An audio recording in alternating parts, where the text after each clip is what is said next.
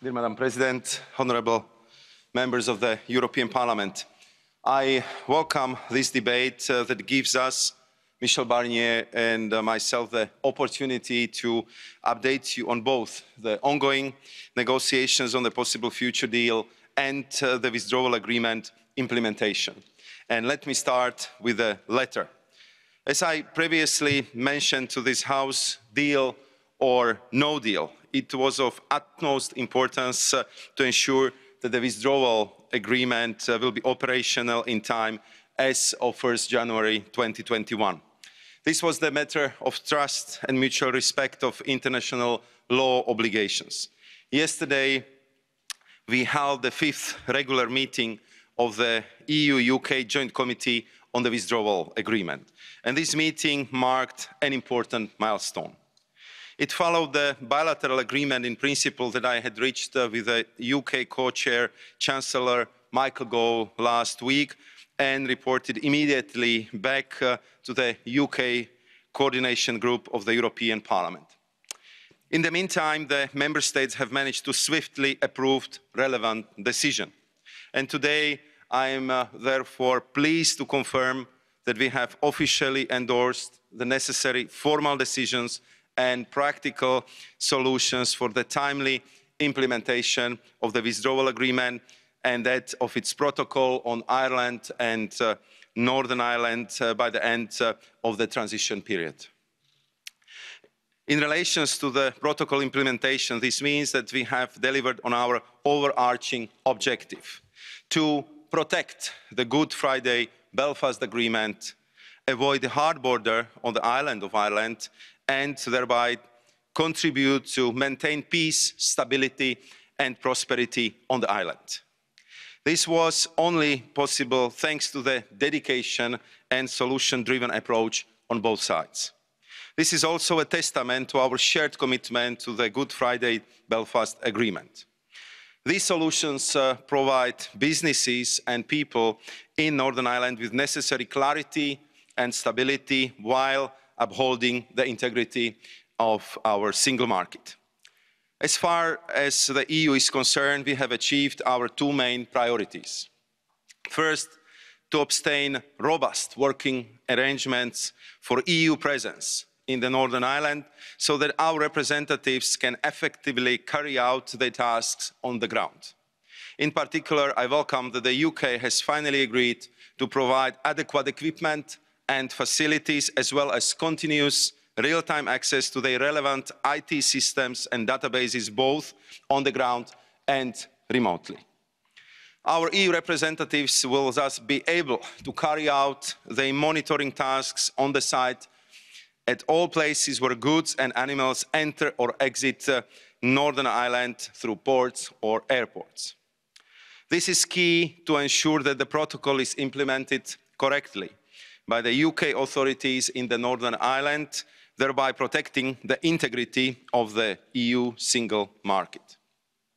Second priority, to make sure that the UK government not only continues to actively engage into timely implementation of the withdrawal agreement in the Joint Committee framework, but also commits to withdrawing all contentious parts of its internal market bill and refrain from introducing any similar parts in its taxation bill, which it did last week, finally, as a part of our bilateral agreement in principle. Given these reassurances, we were also able to find workable solutions for a number of areas. In details, the Joint Committee adopted 5 decisions. 4 decisions on the protocol on the Ireland and Northern Ireland. The above-mentioned decisions on the practical arrangements for the Union presence in Northern Ireland, a decision on goods not at risk of entering the EU single market, a decision on the exemption of agricultural and fish subsidies from state aid rules, and a decision to correct some technical errors and omissions in Annex 2 of the protocol. 1 decision on the extension of social security coordination to European economic areas and Switzerland as of 1st January 2021. And the Joint Committee also took note of the list of 25 persons, including 5 chairpersons, to serve as arbitrators for the dispute settlement mechanism under the withdrawal agreement. This decision will be adopted shortly. In addition to these decisions, we have adopted a set of unilateral declarations to set out pragmatic and time-limited solutions where the UK was not fully ready for the end of the transition period, whilst ensuring a credible pathways to full compliance in the forthcoming months. These solutions concern a number of areas. Temporary border control posts, specifically for checks on animals, plants and derived products, export declarations, the supply of medicines, the supply of chilled meat and other food products to the supermarkets, and the clarification on the application of the state aid rules under the terms of protocol. I underline again that these temporary solutions are subject to strict conditions to ensure that all relevant stakeholders will be in a position to fully comply with the protocol in the course of 2021.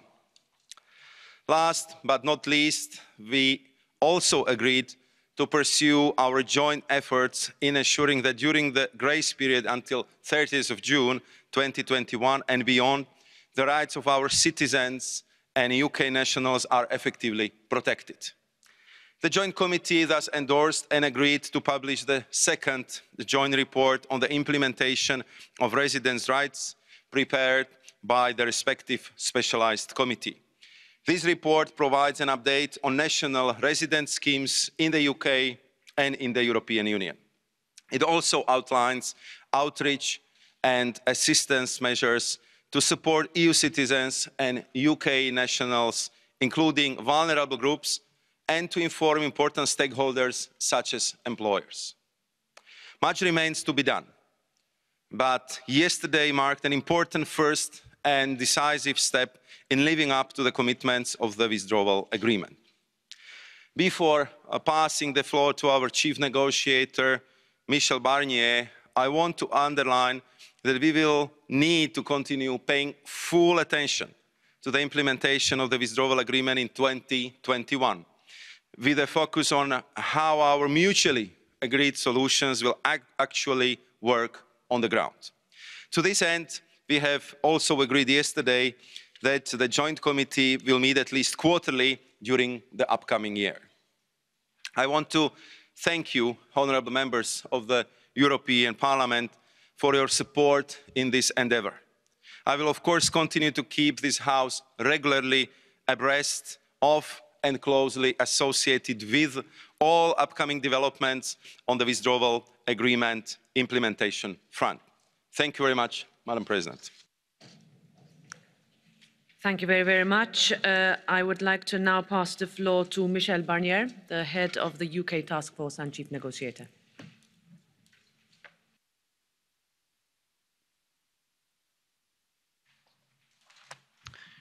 Merci, Madame la Présidente. Bonjour à chacune et chacun d'entre vous. Dans cette très longue et extraordinaire négociation que j'ai l'honneur d'animer au nom de la Commission et en votre nom depuis maintenant plus de 4 ans, après avoir réussi ensemble avec le Parlement et le Conseil préparer un traité de retrait de l'Union européenne pour le Royaume-Uni comme il le souhaitait.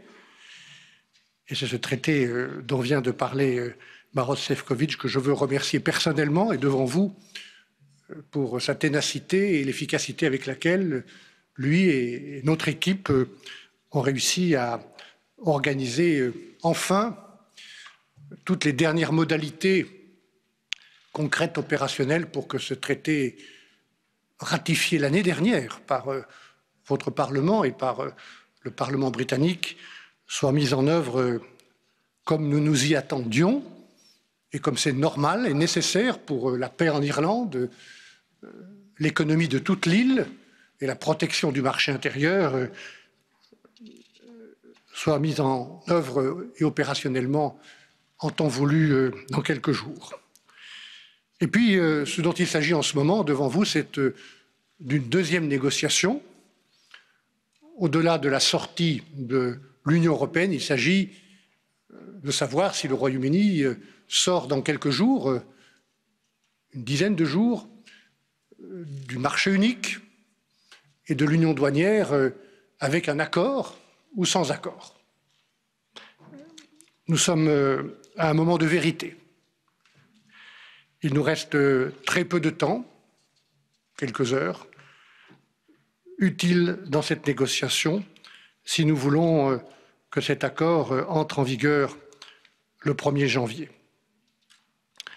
Comme vous l'a dit il y a 2 jours ici même, notre présidente Ursula von der Leyen, la possibilité d'un accord est là, je le pense, comme négociateur, mais le chemin est très étroit. Et à l'heure où nous devons prendre des décisions, ce sera aussi l'heure pour chacun de prendre ses responsabilités. Et moi, je prendrai les miennes, comme je l'ai toujours fait tout au long de mon engagement public, dans le respect du mandat qui m'a été fixé par les 27 États membres de l'Union européenne et qui a été soutenu, confirmé par l'immense majorité des groupes politiques ici du Parlement à travers vos résolutions. Je veux aujourd'hui rappeler 3 éléments fondamentaux dans cette négociation. Ce sont les Britanniques qui ont fixé le délai très court dans lequel nous sommes désormais contraints, en refusant au mois de juin toute forme de prolongation de la transition qui leur était possible, qui leur était proposée, et nous étions d'accord. Ils ont fixé ce délai du 31 décembre pour ce moment de vérité. Doivent-ils sortir comme nous le souhaitons avec un accord ou vont-ils sortir sans accord du marché unique et de l'union douanière? Mais ce sont les Britanniques qui ont choisi ce délai. Le deuxième point, c'est que c'est une négociation extraordinaire, conduite en 9 mois, comme jamais nous n'en avons eu dans le passé. Jamais. Sur autant de sujets qui sont au cœur de vos résolutions et du mandat. Même si nous regrettons que les Britanniques n'aient pas eu la volonté d'aller plus loin, notamment par un accord que nous étions prêts à négocier de politique étrangère, de défense et de coopération. C'est leur choix. Il faut être 2 pour négocier et pour trouver un accord. Mais néanmoins, ce qui reste et ce sur quoi nous avons travaillé depuis 9 mois est considérable, puisqu'il couvre tous les sujets, ou pratiquement tous les sujets, pour établir une nouvelle coopération sous d'autres formes, dans un nouveau cadre, après le départ des Britanniques, dans les domaines où nous avions, depuis 47 ans avec eux, un travail et une action commune dans le cadre de l'Union. Et voilà pourquoi ce partenariat-là est sans précédent, à la fois par le temps utile pour la négociation. Je rappelle qu'il a fallu 4 ou 5 ans pour négocier un accord plus modeste avec le Canada ou avec le Japon, et par l'ampleur des sujets que nous devons traiter. Enfin, 3e point, dans un tel accord, c'est votre mandat, c'est votre résolution. Tout forme un ensemble cohérent. Et il n'y a d'accord sur rien tant qu'il n'y a pas un accord sur tout. Nothing is agreed until everything is agreed.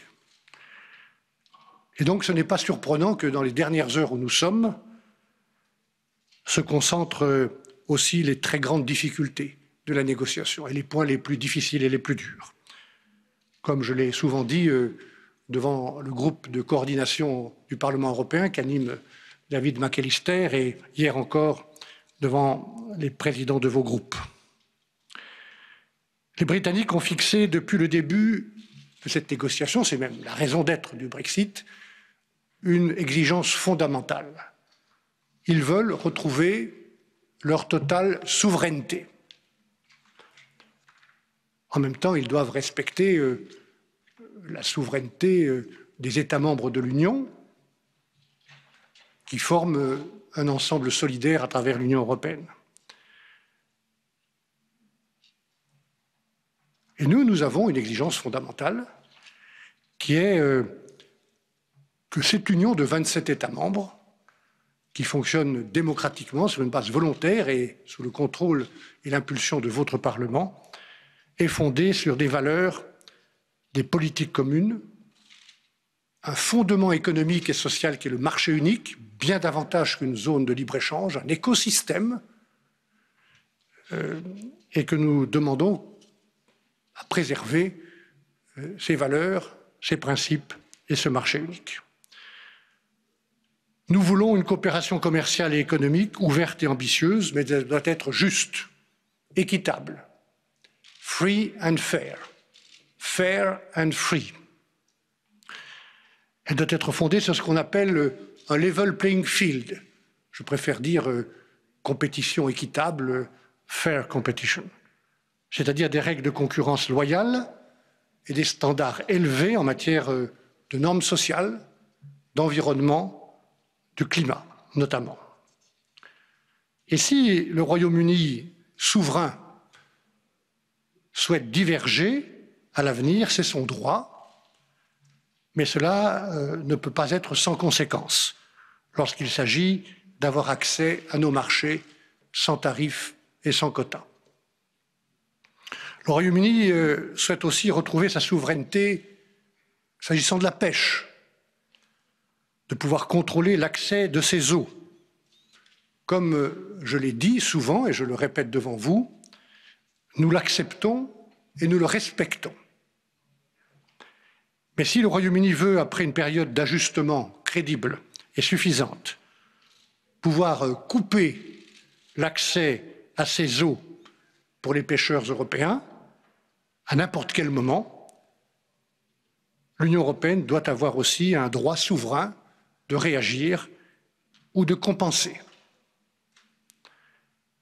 en ajustant alors les conditions d'accès à son marché pour l'ensemble des produits et notamment pour les produits de pêche. Et c'est là que se trouve une des grandes difficultés actuelles de la négociation sur ce dossier de la pêche qui fait partie de l'ensemble de notre partenariat économique.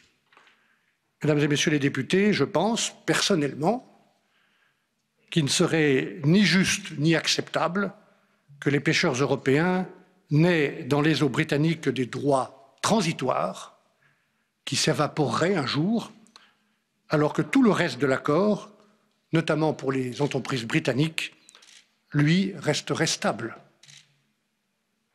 Ce ne serait ni acceptable ni juste. Voilà les points principaux qui nous séparent aujourd'hui. Naturellement, vous le savez, il y a bien d'autres dimensions très importantes dans le partenariat que nous négocions. Je pense à une très large coopération économique à travers un accord de libre-échange ambitieux, unique, tel que nous n'en avons jamais offert à aucun pays tiers et qui offre un accès sans tarif et sans quota avec les règles que j'évoquais de level playing field. Je pense à la connectivité en matière de transport aérien et routier et de l'énergie, ou encore à la coopération en matière de sécurité sociale. Je pense aussi à notre partenariat en matière de sécurité intérieure, la sécurité des citoyens, et Dieu sait si tout ce qui se passe autour de nous sur le plan géopolitique nous appelle ensemble avec les Britanniques à coopérer, à travailler pour cette sécurité des citoyens. C'est pourquoi nous nous sommes déjà mis d'accord dans cette négociation sur une coopération étroite dans 8 domaines spécifiques sur lesquels beaucoup d'entre vous travaillent dans leur commission: Europol, Eurojust, Prüm, l'extradition, l'échange d'informations sur les registres criminels, ainsi que le gel et la confiscation des actifs.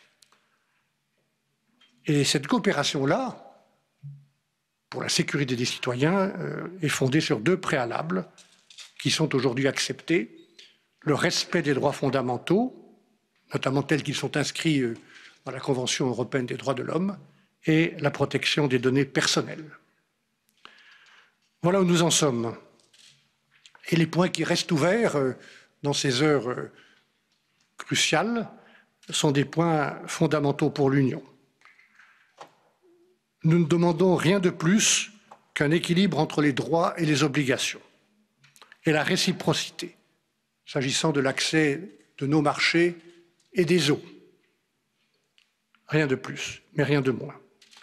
S'il est évident que nous voulons un accord, il est aussi évident que cet accord, nous ne le ferons pas à n'importe quel prix. À l'heure où je vous parle très sincèrement, et je vous ai toujours parlé en vérité et sincèrement, je ne peux pas vous dire quelle sera l'issue de cette dernière ligne droite de la négociation. Voilà pourquoi nous devons être prêts à tous les scénarios, et voilà pourquoi aussi est soumis à votre vote une série de textes comportant des mesures de contingency pour nous préparer à un éventuel no deal. Je voudrais sur ce point vous remercier, ainsi que tous les services et les acteurs du Parlement européen, pour la célérité, la disponibilité pour adopter ces mesures dans un temps très rapide, ce qui permettra leur entrée en vigueur, s'il n'y a pas d'accord, le 1er janvier prochain. Et puis nous travaillons aussi parallèlement pour opérationnaliser dans les meilleurs délais le nouveau Brexit Adjustment Reserve. Voilà, en vous quittant très vite, et je vous demande pardon puisque la négociation va reprendre, et comme me l'a demandé la présidente de la Commission, nous allons reprendre ce matin la négociation avec David Frost et son équipe pour une dernière tentative de trouver un accord acceptable, notamment sur la question de la pêche. Nous ne sommes pas sûrs d'y parvenir si chacun ne fait pas un effort réel et concret pour trouver un compromis. Voilà, je souhaite à ce stade vous remercier pour votre soutien, pour votre confiance, qui n'a jamais été démentie depuis le début de notre parcours en commun. Cette confiance, elle est fondée sur une méthode que j'ai proposée dès le premier jour et qui a été soutenue par le président Juncker et par la présidente Ursula von der Leyen ensuite, qui est celle du dialogue et de la transparence permanente. Je sais, je pense notamment au président de la commission INTA, qu'il y a des demandes supplémentaires, nous essayons d'y répondre. Il y a aussi l'équilibre général de cette négociation qui n'est pas terminé. J'ai essayé, nos services, l'équipe de la task force, d'être le plus disponible possible pour vous apporter tout au long de cette longue négociation les éléments dont vous aviez besoin. Je pense que c'est la raison d'être de cette confiance que vous m'avez toujours témoignée et dont je veux vous remercier. Je connais, je le dis enfin, Madame la Présidente, Mesdames et Messieurs les députés, les contraintes qui sont les vôtres pour l'examen démocratique auquel vous avez le droit et qui est normal. J'ai été membre de votre Assemblée, j'ai été très longtemps parlementaire national. Cette question démocratique, elle est au cœur de cette négociation qui doit être connue, détaillée, approuvée, dont les parlements nationaux et le Parlement européen, les acteurs économiques doivent avoir les moyens de se l'approprier, parce qu'elle est très importante et, si je puis dire en conclusion, beaucoup plus importante que la seule relation entre le Royaume-Uni et l'Union européenne. C'est le projet européen qui est en cause. Voilà. Tout au long de cette négociation, j'ai gardé en mémoire 3 points de perspective et de référence pour essayer de mettre les choses dans la durée. Le premier point, ça a été la paix en Irlande. Ça a été un point, et ça reste un point fondamental pour moi, et voilà pourquoi j'ai remercié Maros du travail qui a été fait pour garantir les conditions de cette stabilité en Irlande. Premier point. Le deuxième point, c'est évidemment notre union. J'ai été mandaté pour défendre les intérêts de cette union, le marché unique, les consommateurs et les citoyens, les entreprises, dans tous les secteurs. Et puis le troisième point de perspective, c'est que, ne l'oublions pas, au-delà du Brexit, le Royaume-Uni est là comme un grand pays que nous respectons, un pays partenaire, voisin, ami, allié, avec lequel, évidemment, nous devons avoir, d'une manière ou d'une autre, si ce n'est pas aujourd'hui parce que nous ne parvenons pas à un accord, ce sera plus tard, nous devons avoir un lien fort et une coopération extrêmement ambitieuse. C'est tout l'objet de cette négociation. et du moment grave, très grave, où nous nous trouvons pour son éventuelle conclusion. Merci de votre attention et merci de votre confiance.